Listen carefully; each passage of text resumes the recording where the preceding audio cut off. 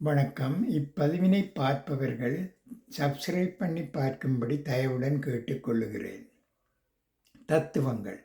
பணம் இருந்தால் நீ கடவுள், குணம் இருந்தால் நீ குப்பை, நடித்தால் நீ நல்லவன், உண்மை பேசினால் நீ பைத்தியக்காரன், அன்பு காட்டினால் நீ ஏமாளி, எடுத்துச் சொன்னால் நீ கோமாளி.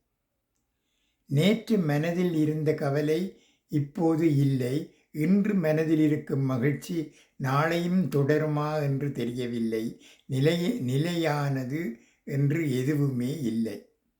சிலருக்கு கேள்வி கேட்கவும் தெரியாது, எதிர்த்து பேசவும் தெரியாது, விலகிச் செல்லவும் முடியாது. ஆனால் நடந்ததை மட்டும் நினைத்து கண்ணீர் விட்டு அழ மாத்திரம் தெரியும்.